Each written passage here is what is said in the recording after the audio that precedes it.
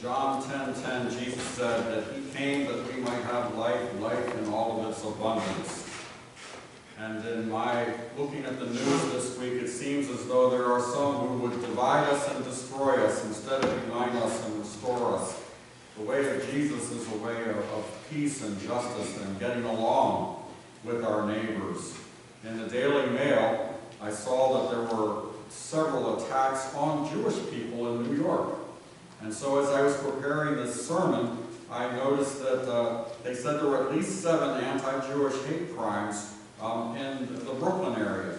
A man threatened to shoot up the Lubavitch Center in Crown Heights. A woman was arrested for slapping 3 Jewish women on Friday. On Thursday, a woman assaulted a Jewish mother at Gravesend. A Jewish man in the Borough Park was punched in an unprovoked attack Wednesday. And then on Tuesday, this is going back, surveillance footage shows a group ambushing a Jewish man on the street. And then, when I get up this morning, I found out that there was this stabbing at a rabbi's house. They were celebrating Hanukkah, and 5 people were stabbed last night. What on earth? Isn't it awful? Now they're wearing garb so that they look different. And that's how they go, they say, oh, there's a Jewish person because he's wearing the funny hat. Maybe he has, so, and where's this hatred come from?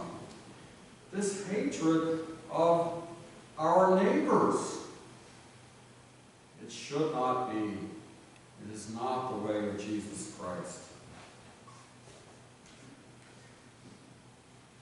The story of Jesus Christ is that we are followers of Jesus Christ. We learn from his words, what he said. We learn from his life example. And we learn from his inner presence with us today.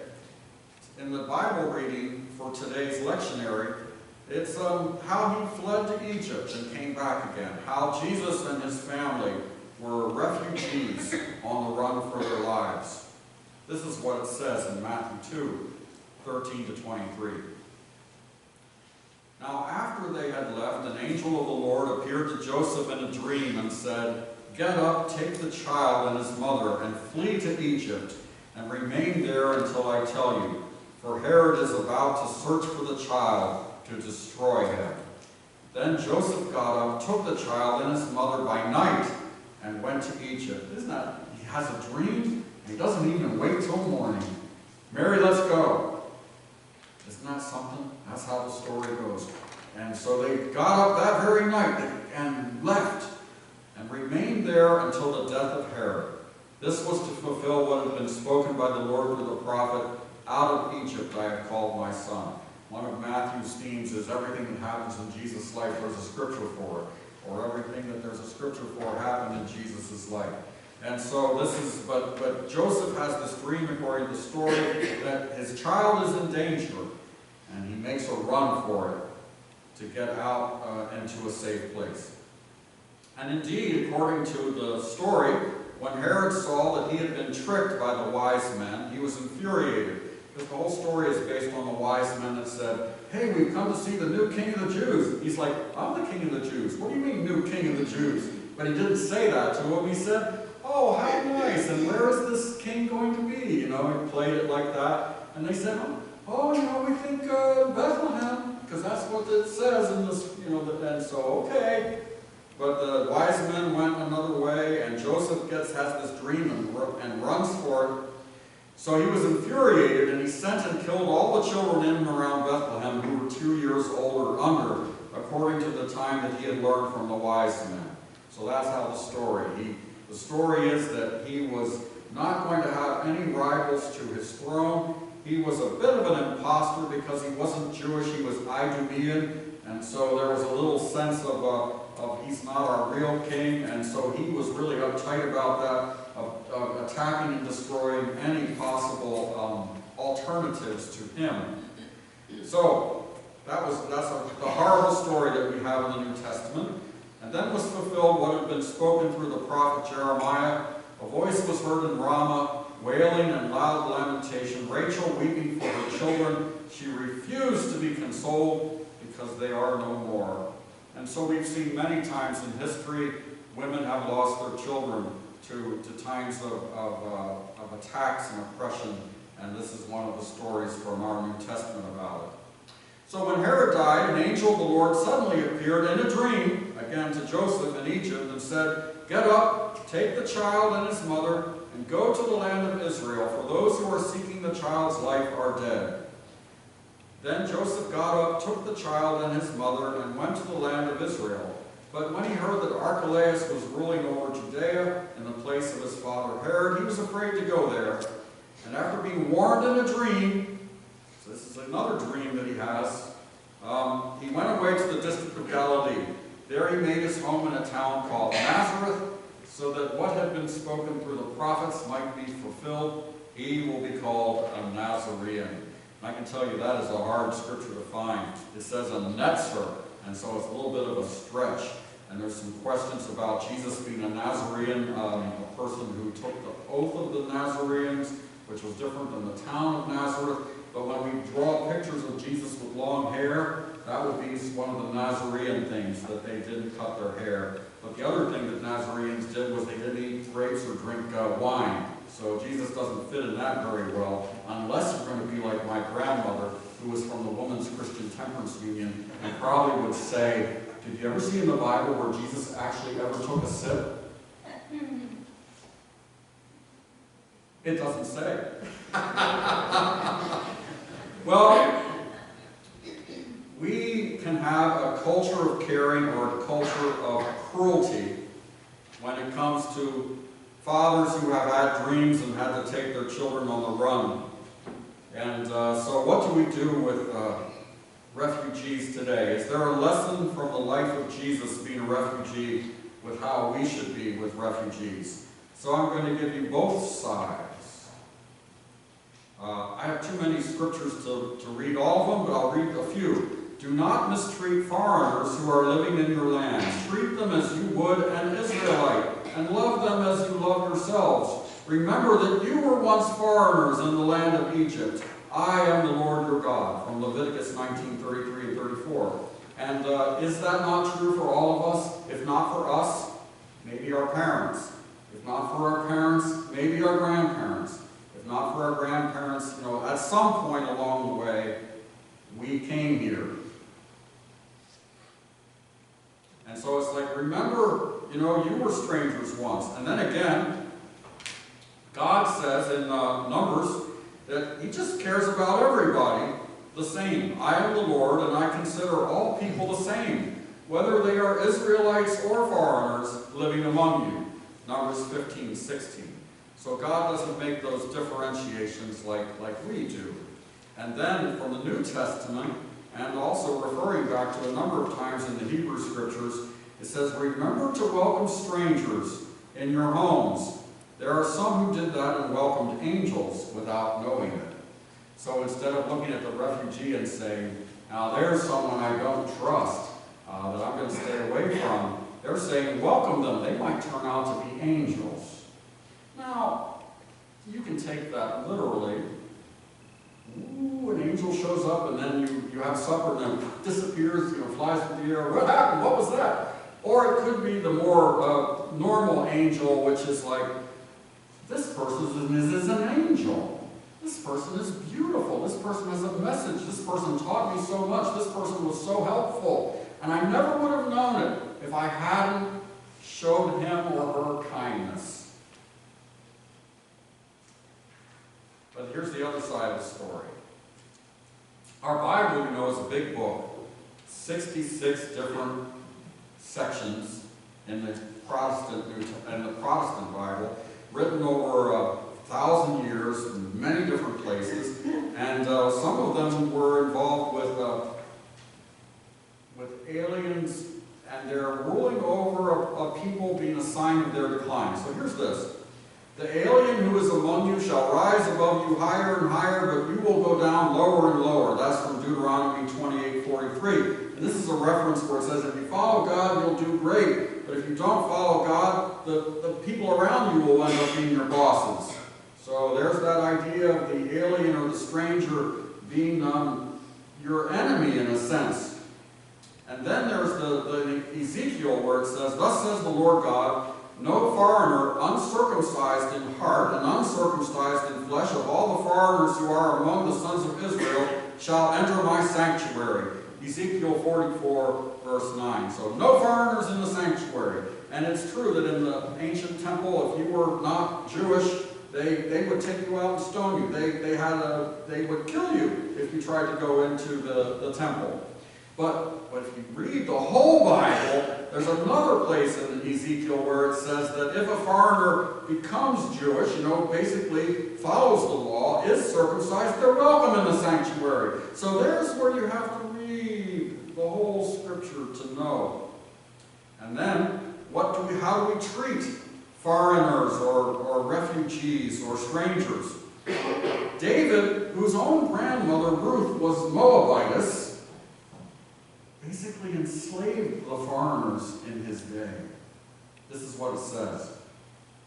So David gave orders to gather the foreigners who were in the land of Israel, and he set stone cutters to hew out stones to build the house of God. So to build the temple, he gathered up the foreigners, and when it says gathered them up, they probably had other things to do. So it probably wasn't like, hey, I'd really like to go cut some stones for a couple of years, but, I'm busy right now. And he gathered them up, and that means he went and he took them by force, probably. And this is to build the house of God. Isn't that awful? And after David's own grandmother had been a Moabitess.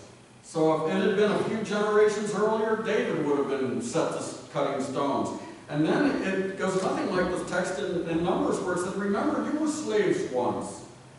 Isn't that how it is? There's a kind of hypocrisy or a double standard that happens sometimes where we can always make excuses for what we do. So I'm going to say David didn't do so well there from how I look at it. And then there's from Nehemiah, where they had enforced divorce. The descendants of Israel separated, and that means divorced themselves from all foreigners, and that means including their children. You can say it was a good day, you can say it was a bad day, but it was a day in the Jewish history, according to the book of Nehemiah, where he took all of the men who had married foreign wives and he said, divorce them and send them away and their kids, and they did. So the descendants of Israel separated themselves from all foreigners and stood and confessed their sins and the iniquities of their fathers, Nehemiah 9:2. And so in the scriptures you can find places where people are afraid of strangers and places where it says welcome strangers. So what are we going to do? You can go to the Bible and pretty much find what you want if you know your way around. But what's the integrity? What's the way to have integrity? As Christians, is to look at this through the way of Jesus Christ. And most of the scriptures that were about being afraid of foreigners, or foreigners are going to be running your place and taking your money, are from the Hebrew scriptures, not from the New Testament. In the New Testament, Jesus makes us into a new family, which doesn't have any regard to whether we're men or women, slave or free, Jew or Greek. For example, one time his mom and dad, and his brothers and his sisters were out to get him because he was so busy he didn't have time to eat, and they thought, oh no, Jesus has really overdone it. We need to have an intervention. And so they went to where Jesus was preaching inside a house, and they couldn't even get in because there were too many people gathered around. So they sent a messenger. They said, tell Jesus, Mom's out here and wants to talk to you. So this is how this scripture says. Someone told him, look, your mother and brothers are standing outside and wanting to speak to you. But Jesus replied, who is my mother? And who are my brothers? Pointing to his disciples, he said, here are my mother and my brothers. He made a new family. Not like the old biological family, which still matters. By God, if you know it matters, that's where we've been this Christmas, seeing our biological family. But he made a godly family, a Whoever does the will of my Father in heaven is my brother and sister and mother. And so those who are fleeing chaos and murder in states like El Salvador and Guatemala and Honduras, where there's such a terrible breakdown of the government that gangs can, and if you have any money, some gang can give you a phone call and say, give us this much money or we'll kill you and your family. And these people mean it. So Honduras and El Salvador and Guatemala tends to be where people are running from because that's where the murders are. That's where these gangs are running wild. It's a terrible place to live. We don't hear about, maybe there's other countries that are in bad shape too, but people are not fleeing Canada. And it's not just because Canada's got an okay economy and there's plenty of jobs up there, but it's also that it feels like a safe place. You know, the government is still keeping things under control. It hasn't fallen apart where we have these gangs viciously attacking and threatening people. So, I believe it's pretty clear that in the New Testament we're to be kind to refugees because we're to be kind to everyone. And we should remember that we were once ourselves travelers. And so I ask a couple of questions. Are refugees in your pocket? Did anyone here have a refugee take their job?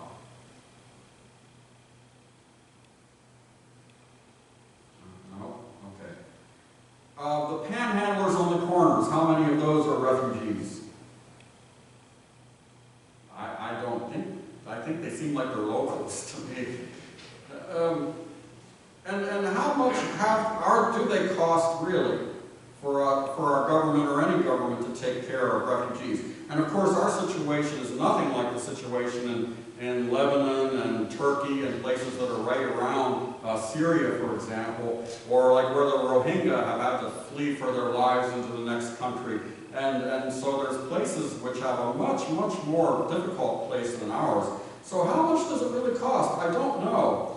But it's not trillions of dollars like it was for, say, the bank bailout, or for what they call unsupported adjustments, which are unaccounted for funds in the Defense Department. I'm talking trillions of dollars. And so why are we afraid of them? Why did those Jews get stabbed? Why do we fear Muslims? Why do we fear people who don't speak English? Or don't we fear them? Could they be angels for us? Or are they devils for us? It's going to make a big difference in terms of what kind of future we have, how we decide this. I'm coming down pretty strongly on the side of angels. Did you know that we are one of the best places in America for Syrian refugees? Because they had other connectors. So 54 Syrian refugees, and there were only like about 100 of them that came into the whole country when this article was written, and about half of them came here to Toledo. Because we have a heritage of a community from Syria, and they had a place to come where they could feel welcomed and they would belong. So 54 Syrian refugees came to Toledo in 2015. Let me ask you, how much trouble have they made for you? I don't know of any myself. But, you know, there's crimes, right? There's people that get shot in Toledo, and there's thefts, and there's arsons, and there's bad stuff that happens. And sometimes it's done by white people, and sometimes by black people, and sometimes by religious people, sometimes by atheists, right? And there doesn't seem to me to be any group of people where we can say, now those are really, really bad people.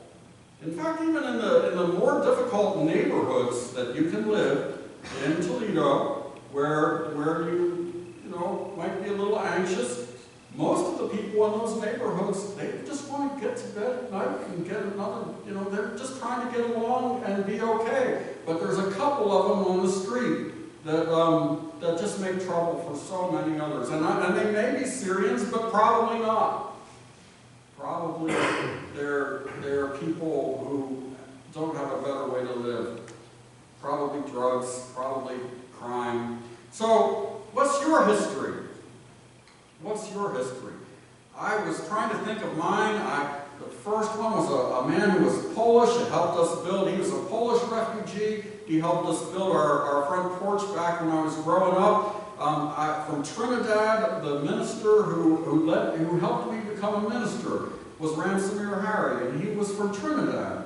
And then when I was in seminary, I learned so much from a man from Uruguay named Alvaro. He adopted so many children. I now have my nephew is from Trinidad now, so I have another Trinidadian connection. When I talk to people in construction, and they say the Mexican Americans, the Latinos that work for them are some of the hardest workers. They're responsible, they show up, they work hard. And when I was in Harrisonburg, in one of the poor rent areas of the city in Virginia when I was in seminary, I lived right in the neighborhood where all the refugees from Thailand were. And they all worked in the chicken plant, you know, cutting chickens and killing chickens all day or whatever they did with the chickens. It was really tough work. And they all lived in this cheap apartment building where I lived. And they drove Trans Ams, the American dream. I don't know who the guy was, you know, Wally's Trans Am specialty or something, but somehow they got it in their mind that Trans Ams are cool. And Lord, they drove. So parked in front of my house, there was my little Plymouth Horizon, and the Trans Am, and the Trans Am. But they worked for it. It was the American dream. It was the American dream. Here in Toledo, if you go on the east side, on Woodville Road to the Bangkok, that is a Thai restaurant and grocery store. But they were refugees that were actually settled and supported by the United Church of Christ from this area. They took them in and they looked out for them. We've had Hungarians come. After the Hungarian Revolution and others, I have lunch often with George Bukovinsky, and he thanks God that he wound up in Toledo, Ohio, of all places. So there are groups we can work for to make angels of our neighbors, or there are groups where you can be a devil to your neighbors, and I suggest you be angels. Remember your ancestors got help. Remember that Jesus makes us a super family, so we're not just a biological family, but a super family of humanity. And remember that what's happening in Brooklyn, where Jews are being attacked, could just as well be Muslims being attacked, or Mexican Americans being attacked, or white people being attacked. The point is, let nobody be attacked. Let's build a culture of caring, not a culture of cruelty. We have as an example that Jesus Christ, as a little baby, was a refugee.